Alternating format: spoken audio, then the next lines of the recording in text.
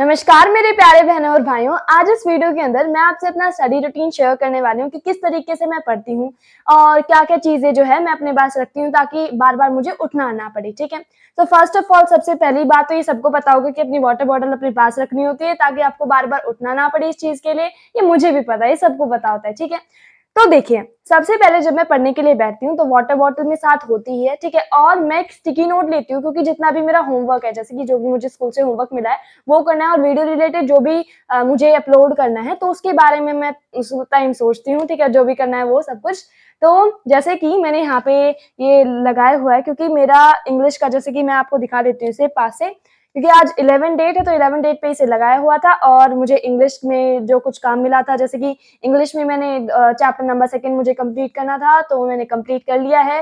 Physics में मुझे work, power and energy chapter complete करना है क्योंकि इसका मेरा टेस्ट है और ये कंप्लीट करना है, बहुत बड़ा चैप्टर है। मैथ्स का भी करना है, मैथ्स में है चैप्टर नंबर 3 जो मुझे कवर करना है। मैथ्स के अंदर भी टेस्ट है और केमिस्ट्री का मैं कवर कर चुकी हूँ। हाइब्रिडाइजेशन जो था कॉन्सेप्ट वो मुझे क्लियर करना था, तो वो भी मैं कर चुकी हूँ। तो बस 2 सब्जेक्ट का काम मेरे पास रह गया है, फिज़िक्स का एंड मैथ का। तो यदि आप इस तरीके से बना लेते हैं, स्टिकी नोट बना लीजिए और इस तरीके से आप चिपका दीजिए, तो मेरे ख्याल से बहुत ज़्यादा हेल्पफुल रहता है क्योंकि ये तब तक आप पर प्रेशर डाले रखता है कि भई आपका ये काम कंप्लीट नहीं हुआ है। एट नाइट जब मैं पढ़ती हूँ तो तभी मेरे पास प्रेशर रहता है, मेरे ऊपर प्रेशर रहता है कि भई माही तेरा एक काम कंप्लीट नहीं हुआ है, ये तुझे करना है अभी भी, ठीक है? तो इस तरीके से ये होता है सब कुछ और कुछ स्टिकी नोट्स इस तरीके से मैं लगा लेती हूँ कभी-कभी।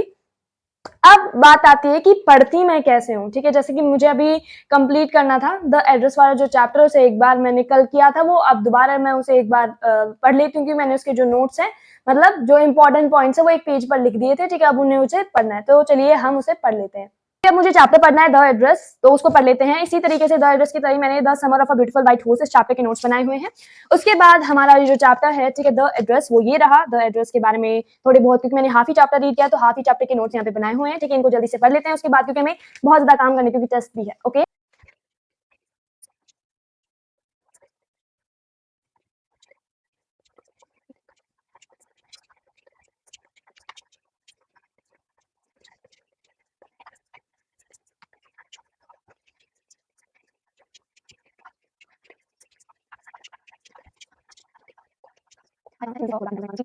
सो अब मैं इस चैप्टर को पढ़ चुकी हूँ मतलब ये जो चैप्टर था, ठीक है, जो मैंने आधा कवर कर लिया था, तो द एड्रेस जो है इतना हो चुका है। अब हम चले जाते हैं हाइब्रिडाइजेशन के टॉपिक पर। जो हाइब्रिडाइजेशन का टॉपिक है वो मैं कवर तो कर चुकी हूँ बट मुझे उसे रिवाइज़ और करना है, तो उसे रिवाइज़ भी अब जल्दी-जल्दी से कर लेते हैं। कुछ हाइब्रिडाइजेशन जो ये है इसके मैंने कुछ नोट्स बनाए हैं लाइक दिस, ठीक है? और इसमें बहुत नोट्स हैं, इनके बारे में पढ़ना बहुत ज़्यादा ज़रूरी है क्योंकि ये नहीं पढ़ा तो भूल जाएँगे, तो इसीलिए इन्हें पढ़ लेते हैं।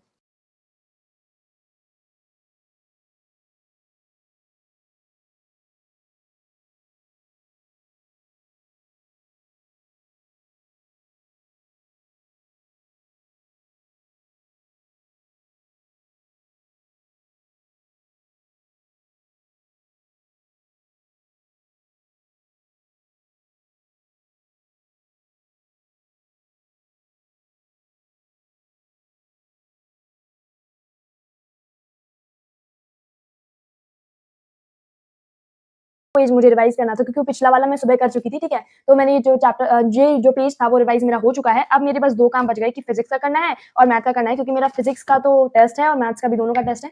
तो इनको करने हैं, इसके इनके करने के बाद हम क्या करेंगे वो हम आगे सोचेंगे।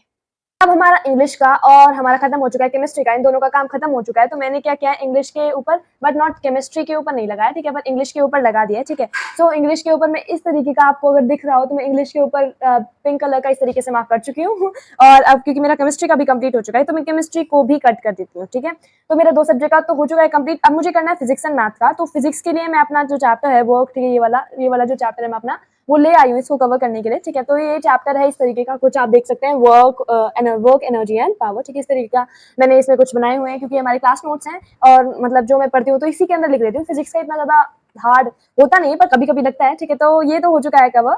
तो अब हम इस चैप्टर को पढ़ लेते हैं क्योंकि अभी मैं थ्योरी पढ़ने वाली हूँ। थ्योरी के बाद रात को मेरे पास काफ़ी टाइम मिलेगा, ठीक है? रात को मैं इसके जो न्यूमेरिकल्स हैं वो लगा के देख लूँगी, ठीक है? तो अभी मैं इसकी थ्योरी जो है वो कंप्लीट लेती हूँ क्योंकि रात को इतनी लेट टाइम पे वीडियो शूट करना सही नहीं रहेगा। तो अब हम इसकी थ्योरी पढ़ लेते हैं। उसके के बाद मैं ब्रेक ले चुकी हूँ, इसलिए मैं दोबारा ब्रेक नहीं ले रही। ब्रेक में मैंने क्या किया था ये बता देती हूँ। ब्रेक में मैं बाहर घूमने गई थी और मैं चाय पी के आई थी, बिस्किट खा के आई थी। अब केमिस्ट्री कंप्लीट हो चुका है। फिजिक्स पे आगे बढ़ते हैं क्योंकि अब थ्योरी पढ़नी है, तो इसको कंसंट्रेशन के साथ पढ़ना है, तो थोड़ा सा इसमें जोश चाहिए था, इसीलिए मैं ब्रेक लेके आई थी। तो चलिए अब इसकी थ्योरी पढ़ लेते हैं।